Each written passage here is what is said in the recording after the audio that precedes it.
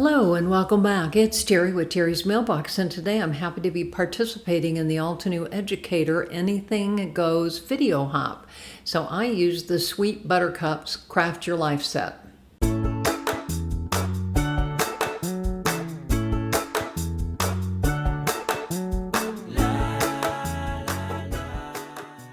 So this is my home decor piece that I created. I thought it was just a lot of fun with the Sweet Buttercups, and it's on an embroidery frame with a wicker inside. So here is the die set. Here are the stencils. And again, this is a Craft Your Life set. Here is the stamp, and then we have the embossing folder. And the cool thing about this one is that all of the stamps, dies, and the embossing folder are set up so that you can just move the single piece of cardstock from one to the other. So you can see here the stamps are all on one solid stamp. So I'm using the industrial diamond to stamp the outside. I ended up doing two stampings. So I've got these three different cardstocks that I'm working on. And again, I'm a cool colors girl, so this is right up my alley. So I'm using some of the new fresh dye inks, Indigo Skies, Crystal, Violet, and Alpine Aster. And so again, you can see here I'm using the Altenew mini brush tools, and I love these things. Again, they're easy to hold in your hand. You hold them straight upright, and again, you tap them in the ink pad, and then you tap them off on the stencil. It kind of makes a mess, but that's okay, because that way you don't get a circular stamp type of image on the piece that you're working on. So again, and plus that you can pick up the extra ink as you are completing your pieces. So I'm just continuing to stencil, usually in a circular motion, unless I have like pointed pieces that I'm going to rub off. Or that will move. That's when I kind of go from the outside in. So again, lots of different ways to use the stencils. So I've got my almost last stencil here, and we'll go ahead. This is the final petal color, so I decided to add the darkest color to really make it pop. So again, just there's that piece all done. Then we'll go ahead and grab the frayed leaf and a different blending tool, obviously. So I have a big enough set that I have rainbow order mini blending tools. So that way I have a green one, a purple one, pink, etc. Just it helps me to to just keep them moist with the inks, and it works out very well. So again, got that all done. Now I'm pulling out Snapdragon, and obviously changing mini blending tools. I'm gonna add the yellow pretty heavy here, because again, I really want that contrast.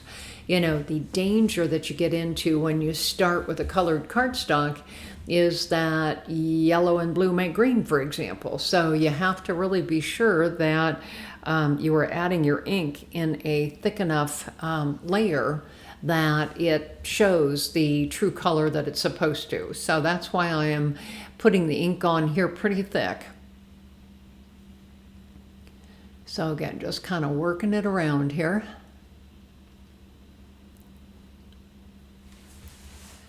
So much fun. I think Altenew has certainly mastered the layered stencil look. So here's my purple one. Thought that was just gorgeous. So now I'm going to pull out that embossing folder, and you can see, well, obviously I've trimmed the cardstock, but you can see here how it just kind of matches right up. I mean, it's just, this set is just brilliant. So again, I lined it up with the top, and you can see here that the cardstock shifted in my die cut machine. So what I did was I ran it back through the die cut machine between two newer flat plates, and it flattened it. So now I'm going to go try it again and see if I can get a better image. And you can see here it lines up much better. So always a way to fix these little boo-boos.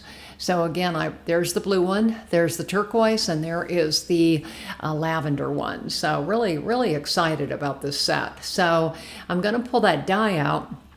And you can see there, by rotating it around, it matches exactly with the placement of the blooms and the leaves. I mean, it's just amazing and so easy to do. You can just mass produce flowers using this particular set because of the way the dies, stamps, and embossing folders are set up. So again, I had it a little bit too close to the edge, so it didn't quite cut it there. So we'll go ahead and get that one cut. And then we'll go ahead and move on to the next color. So we'll go ahead and cut the teal one out. Just too much fun making all these flowers. So I went ahead and used some satin masking tape. So here's all my blooms. So I have quite a selection here.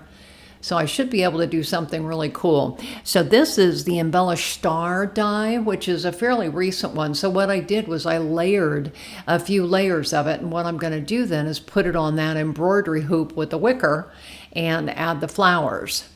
So the next thing I decided to do was go ahead and dye some seam binding. So I'm using the darker purple and the, the blue because I kind of wanted a combo color on my seam binding. So it's a pretty long piece, and you can see here I'm dipping it into the ink, and I kind of ran out of ink here, so I'm going to add lots of water.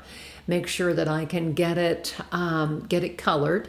And again, this is just seam binding. I buy it in bulk, and I use it for a lot of my makes to add flowers. In this case, I'm going to use it to add some dimension to pop the blooms up off of that embroidery hoop base. So again, I'm just and there's the inky fingers that you get. You got to be prepared for inky fingers.